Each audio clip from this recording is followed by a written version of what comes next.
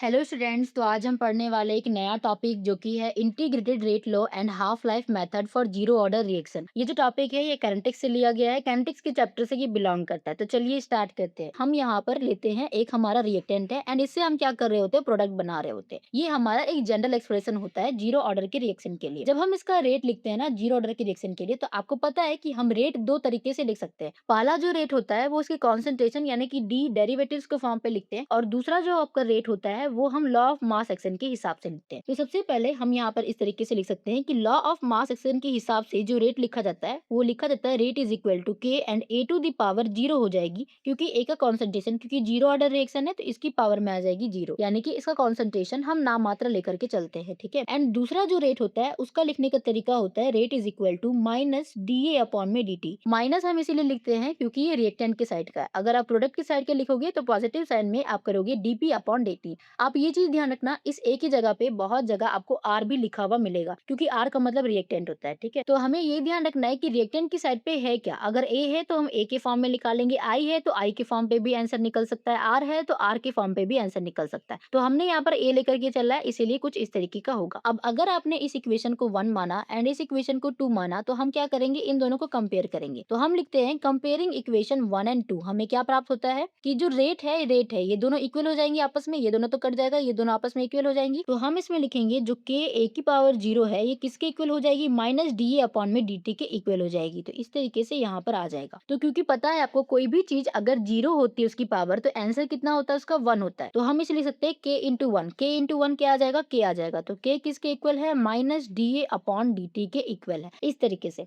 क्योंकि हम यहाँ पर इंटीग्रेटेड रेट लो निकाल रहे हैं, इसका मतलब कि इंटीग्रेशन, इंटीग्रेटेड का मतलब होता है इंटीग्रेशन। तो हमें यहाँ पर इंटीग्रेशन करना पड़ेगा। इंटीग्रेशन करने से पहले हम यहाँ पर एक चीज कर सकते हैं कि ये जो dt है इसको हम इधर भेज देंगे। तो ये हो जाएगा k d t is equal to d a. ये माइनस साइन को भी हम उधर भेज देंगे, तो यहाँ पर हो जाएगा minus k d t is equal to d a. Then हम करेंगे यहाँ पर इंटीग्रेशन। तो हम लिखेंगे ऑन इंटीग्रेटिंग। हमें क्या पता चलता है, इंटीग्रेशन का आप साइन लगाओगे यहाँ पर माइनस में के डी टी एंड ये हो जाएगा आपका डी ए का। ठीक है। अब यहाँ पर हमने क्या पढ़ा था कि हम ए से लेकर के पी बना रहे हैं। तो जब टाइम जीरो होता है ना, तो उस टाइम पे इसका जो कॉन्सेंट्रेशन होता है वो होता है ए नोट, एंड इसका जो कॉन्सेंट्रेशन होता है वो कुछ भी नहीं होता है। ए नोट हमने माना है initial concentration of reactant. And जब टाइम बढ़ता है यहाँ पर, यानी कि रिएक्शन हमने स्टार्ट कर दिया, तो 2 सेकंड होगा, 4 सेकंड होगा, इस तरीके से रिएक्शन यहाँ पर आगे बढ़ेगी और इसका कॉन्सेंट्रेशन घटने लगेगा।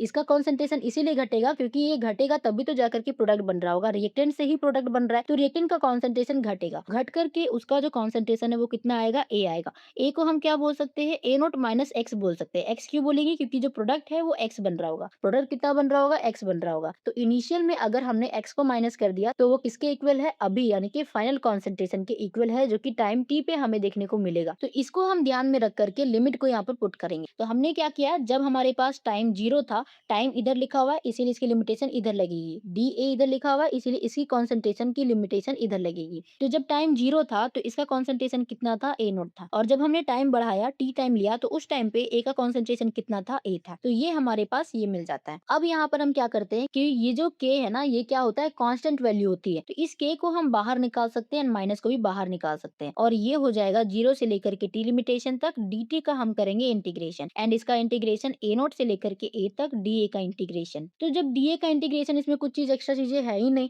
कि फॉर्मूला लगाना पड़े, तो ये ए बन करके बाहर निकलता है एंड ये टी बन करके बाहर निकलता है। तो हम इसको लिख सकते हैं माइनस के, ये टी बाहर निकलेगा इंटीग्रेशन करने के बाद, इसकी लिमिटेशन थी जीरो से लेकर के टी तक। ये ए बन करके बाहर निकलेगा, इसकी लिमिटेशन थी ए नॉट से लेकर के ए तक। अब हमें पता है कि जब हम इंटीग्रेशन करते हैं ना, तो उस टाइम क्या होता है, जब ऐसी लिमिटेशंस लगी रहती है तो हम क्या करते हैं, फाइनल माइनस इनिशियल करते हैं। अगर आप इसमें फाइनल माइनस इनिशियल करते हैं तो देखो किस तरीके से होगा, माइनस के बाहर में था, एक बार फाइनल को लेकर के चलेंगे तो टी हो जाएगा, एक बार टाइम जीरो लेना है तो माइनस में जीरो हो जाएगा, इज इक्वल टू सेम चीज हम यहाँ पर करेंगे। एक बार इसका कॉन्सेंट्रेशन ए लेकर के चलेंगे क्योंकि फाइनल है, एंड माइनस में इनिशियल हो जाएगा, तो यहाँ पर हो जाएगा ए नॉट, इसकी कॉन्सेंट्रेशन कितनी, ए नॉट में, तो ये हो जाएगा ए नॉट। ठीक है। तो यहाँ पर माइनस के हमारे पास था, तो माइनस के हो जाएगा, ये जीरो तो गायब भी हो जाएगा, ये टी हो जाएगा सिर्फ, इज इक्वल टू, आप इसको लिखेंगे ए माइनस ए नॉट, इस तरीके से फाइनल माइनस इनिशियल, इस तरीके से यहाँ पर लिखा जाता है। अब इससे हम रेट कांस्टेंट निकालते हैं, रेट निकालते हैं। तो रेट कैसे निकलेंगे, ये जो के है इसे हम बांधते हैं, यहाँ से आप अगर के निकालोगे तो क्या हो जाएगा, ये जो टी है इसे हम इधर भेज देंगे, इस माइनस को भी उधर भेजेंगे, ये मल्टीप्लाई में है, उधर जाएगा डिवाइड में, तो ये हो जाएगा minus one by T, and हमारे पास क्या प्रेजेंट है, ए माइनस ए नॉट प्रेजेंट है। और अगर हमें इसे क्या करना है, पॉजिटिव में चेंज करना है। तो इस नेगेटिव से सबको मल्टीप्लाई कर दो, तो ये क्या बन जाएगा हमारे पास, k is equal to 1/t। And ये जो a नोट है, क्योंकि माइनस माइनस प्लस हो जाएगा तो a नोट आ जाएगा आगे में, एंड ये जो a है इसके पास माइनस जाएगा तो a हो जाएगा पीछे में, इस तरीके से। ठीक है, तो हमारे पास फाइनल जो आंसर है वो क्या आता है, k is equal to 1/t a naught minus a। और ये है इंटीग्रेटेड रेट लॉ किसके लिए, जीरो ऑर्डर के रिएक्शन के लिए। कहीं कहीं पर आपको एक ही जगह में 80 लिखा हुआ मिलेगा, तो 80 का मतलब क्या है, टोटल, यानी कि फाइनल कॉन्सेंट्रेशन। तो इसमें हमने जो a माना था, इसमें 80 भी हो सकता है, तो कुछ भी हो सकता है। यहाँ पर बस ध्यान रखना है कि हमने लिमिटेशन क्या ली है, किस तरीके से किया है। तो ये होता है जीरो ऑर्डर के लिए इंटीग्रेटेड रेट लो। अब हम निकालते हैं half life method zero order के रिएक्शन के लिए। तो जीरो ऑर्डर के रिएक्शन के लिए अभी हमने पीछे देखा था माइनस के टी इज इक्वल टू क्या आ रहा था, a माइनस a नोट आ रहा था। ठीक है, तो क्या करेंगे, हम इस नेगेटिव साइन को उधर देंगे, तो ये हो जाएगा k t is equal to a naught minus a, क्योंकि ये माइनस पीछे चला जाएगा तो a नोट माइनस e। इस तरीके से इस रिएक्शन को हम लिख सकते हैं। ये कहाँ से आ रहा है, अभी हमने पीछे जस्ट पढ़ा था इंटीग्रेटेड रेट लो, वहां पर एक स्टेप में ये चीजें आई थी, तो ये चीज को हम यहाँ पर लेकर के आएंगे। अब हमें करना क्या है, ध्यान दो कि हमने क्या पढ़ा था, ए से लेकर के हम पीक को जा रहे थे। जब यहाँ पर टाइम 0 था तो ये क्या बन रहा था, आपका ए नोट बन रहा था, एंड प्रोडक्ट नहीं बन रहा था। जब टाइम हमारे पास टी हाफ लेकर के चलना है, क्योंकि हाफ लाइफ टाइम है, तो हाफ लाइफ टाइम यानी कि टाइम को हाफ कर दो। तो जब हाफ टाइम होगा तो क्या हो जाएगा, ये जो ए नोट है ये आधा खर्च हो चुका होगा, तो इसी हम लिख सकते हैं ए नोट बाई 2। अगर टाइम आधा हो चुका है, टोटल टाइम में टाइम को अगर आपने आधा किया है, तो हमारे पास जो ए का कॉन्सेंट्रेशन होगा, इनिशियल कॉन्सेंट्रेशन जो होगा उसका भी आधा हो जाएगा, तो हम इसे ए नोट बाई 2 लिख सकते हैं। एंड ये आपका x बन रहा होगा। ठीक है, इस तरीके से। इस t की जगह में अब हम क्या लिखने वाले हैं, t हाफ लिखने वाले हैं, क्योंकि हम हाफ लाइफ टाइम की बात कर रहे हैं, तो t हाफ हो जाएगा, हर जगह पे t हाफ हो जाएगा। तो ये किसके बराबर है, a नोट बाई 2 किसके बराबर है, a के बराबर है, क्योंकि हमने फाइनल कॉन्सेंट्रेशन a माना था, तो a की जगह में हम a नोट बाई 2 लिख सकते हैं। तो ये हो जाएगा a नोट माइनस a की जगह में हम क्या लिखेंगे, a नोट बाई 2 लिखेंगे, एंड इधर क्या है हमारे पास, k t हाफ है। इसको जब आप यहाँ पर सॉल्व करेंगे तो ये होता है आपका 2a नोट माइनस का a note divided by 2, and ये हो जाएगा के टी हाफ।